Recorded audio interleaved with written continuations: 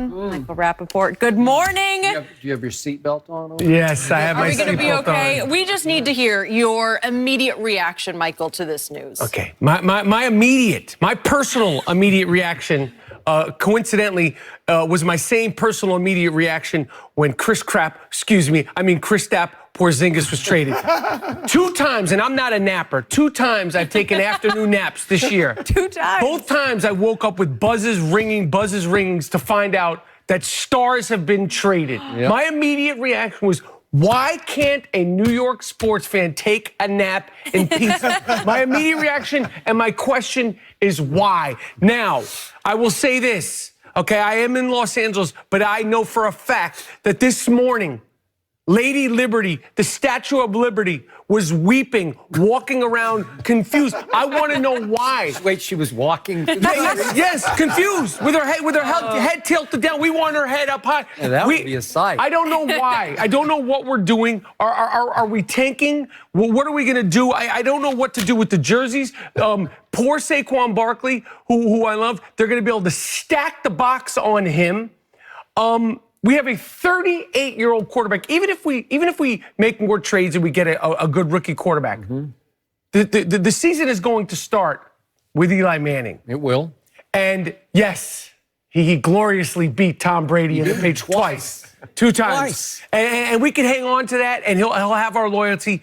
But it is time to go. My initial reaction, why? I don't know why. I don't know what our plan is. I can't get excited for football. I can't get excited for the Giants if there's nothing to look forward to. No. I'm concerned that next year is going to be like we're like in some sort of remission year. I don't know what to do. So I don't understand why. And the quote that was it said shockwaves is we didn't sign Odell Beckham Jr. to trade him. And here we are. Gettleman, yeah. And here we are just a couple of months ago. So my first question back to you is, why did Dave Gettleman give Odell all that money in the first place? Why did you do that? Because I'm not being hypocritical here. I'm not 20/20 hindsight. I sat right here and said, don't give him that much money. He won't be able to handle it. He hasn't earned it on or off the field to me because he's not a difference maker. What was your record? 25-34 with Odell in your starting lineup. I know he's not the quarterback, but that's the point. He's not the quarterback. So why would you give him that money? He's a diva wide receiver. It's a dependent position that can't change your life, especially when he's acting up, acting out off the field or on the sideline, because he became a caricature of himself for the New York media. He became Odell Beckham Jr. The worst thing that ever happened to you in your football watching life was that Odell made the greatest catch in the history of the world, right? It was against my Cowboys on a night you lost. We won, and you lost twice because he became Odell Beckham Jr., OBJ. And he had to keep trying to live up to that with all of his antics, all the things that he did. And all I need to tell you is that he made that with that team, they made the playoffs one time. Yeah. And how did he prep for that game? He went to Florida, and he did this when he dropped balls in the playoffs, which I never understand. Your hands have nothing to do with it. What are you looking at your hands for? Like this is something you bought at a store. They're your hands. Yeah. Well, you took him to South Beach, so. Right? They were still there. Yeah. Skip, I don't know why they traded him. Nothing happened last year. Nothing happened in this offseason. To me, $100 million. Okay. And that's my point. Like, Skip, you mentioned all the antics becoming a caricature, but that was before the contract. Again, last year, the only thing I can point to is the Lil Wayne interview. That was upsetting, and that was a very upsetting. But that's the only thing. There weren't. I agree. He didn't act like a dog in the end zone, and he didn't propose any inanimate objects or anything like that. Was in the past. And if the reports are right that his only guaranteed money left on that deal was $17 million for this upcoming season, why not keep him one more season? And if it doesn't work out, then he wasn't guaranteed any more money. Then you could trade him or cut or whatever you want to do, move on. I don't like any athlete in any sport talking about and insulting and throwing shade to any of their teammates. I don't think it's cool. I think you should talk to the person and keep a straight face to the media. I don't think you should throw quarterbacks, teammates under the bus.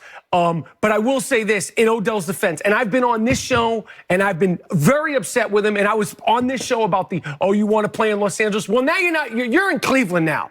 Okay. I hope you don't like sushi. Okay, because you're not going to have any sushi in Cleveland's underrated. There's no sushi restaurants. I ate sushi in Cleveland. I swear I did. Did you catch anything? No, I think I was okay. But I will say this, in Odell's defense, aside all the antics, he is a Ferrari, okay? And that Ferrari is going to be able to rev its engine because he's got a quarterback that likes to make plays. He's got another wide receiver that likes to make plays. He's got Kareem.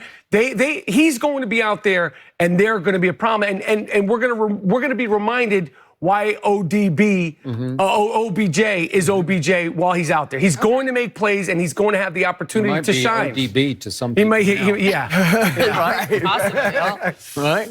So I'm going to try to make you feel a little better. Please about this do. Because I'm leaning to your expertise here. This was Antonio Brown all over again. They gave him his money. They immediately regretted it, and they said, "How can we get out from under this monstrous contract?" And they gave him away, and only one suitor wanted him. Oakland saved him, and then, because Oakland said, okay, we'll take the contract off your hands. We'll give you a third and a fifth. Well, in this case, you got a first-round pick. It's the 17th overall. Not bad, not great, but not bad. You got a third rounder, and you got Jabril Peppers. And I don't know if you've kept up with him. Good player. He's going to be a really good player because he came on last year. I thought he was one of the top most improved players in the league. Yes. By the end of the year, he was wreaking havoc for a Greg Williams defense. Again, Greg no longer there. He's with the Jets. That's the best thing the Jets got going for him right now. But Jabril Peppers is going to make some Pro Bowls for you. Again, can you sell that? No, you can't sell that. Do people want to turn on the TV to watch Jabril Peppers roam in the secondary? No, you can't. Probably not. No? Okay, I got it. So you lost star power, but you were going nowhere with Odell Beckham Jr. You were not going to win with him. He's not with that quarterback. Okay, well, what if you had a good quarter? What if Haskins turns out to be really good and they draft him? What if Baker Mayfield's going to remind us what Odell Beckham is right away? I hope so. Listen, we could sit here and complain about Odell. I'm with you. I have screamed and yelled, insulted him, his hairdresser, all of it. I've insulted, but I'm telling you, when he's out there running and Baker Mayfield is extending plays, we're gonna be like, yeah, that's the guy, and that's the one thing. And I screamed and yelled when McAdoo tried to bench Eli Manning. I was offended by it, way he did it. You screamed and yelled in that chair. Yes, but Odell Beckham, when he's got a guy out there who could throw him the ball, a young guy, and my heart is with Eli, but he's 30. The time's over. So as much as Odell's frustrating, he's a football player. He is a ball player. Does this make you feel better? Tanking for Tua? No. I'm sick of tanking in New York. That makes sense. I am tired of tanking in New York. This is New York City. Listen, I can't take it anymore with the Knicks and the Jets and the Giants. I can't take any more tanking. I can't take. I don't know if this is some sort of thing like the rest of the world is trying to get back to us. We deserve better. This is New York, the greatest city in the world. That's a fact. Rome's great, Spain's great, LA's great, but none of those places are New York. They know it. Paris, it's not New York. We deserve better. You're right. We need a parade. We deserve better. And tanking. The Nets look pretty good. I need a parade. Chris, I need a parade. I don't need looking good. And by the way, tanking only works if it works. You got to get something back for it, and it never seems to pay off, right? I can't take it. Here's the problem with Odell in the Big Apple. There was one player missing from the Giants, and his name is Jarvis Landry. If you had had Jarvis Landry, you might have had a much better version of Odell Beckham Jr. because they aren't just close, those two. They are brother close. They are soulmate close. They were born about 3 weeks apart, November 1992. Both grew up in Louisiana. Both went to LSU where they got real close.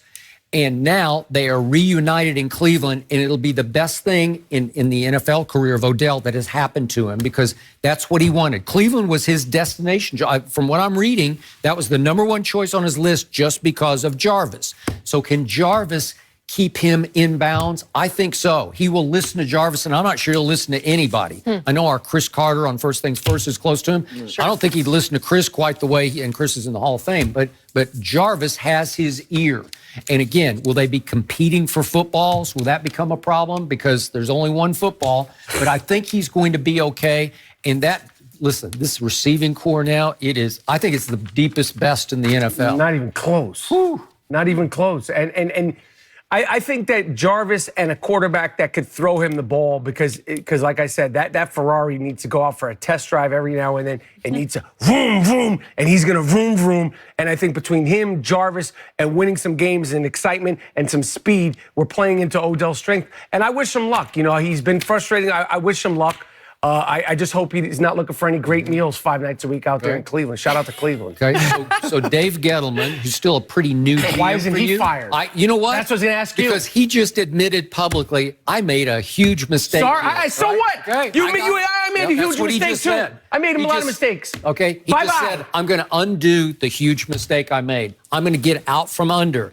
Well, now you are starting It's true. over. Does he have some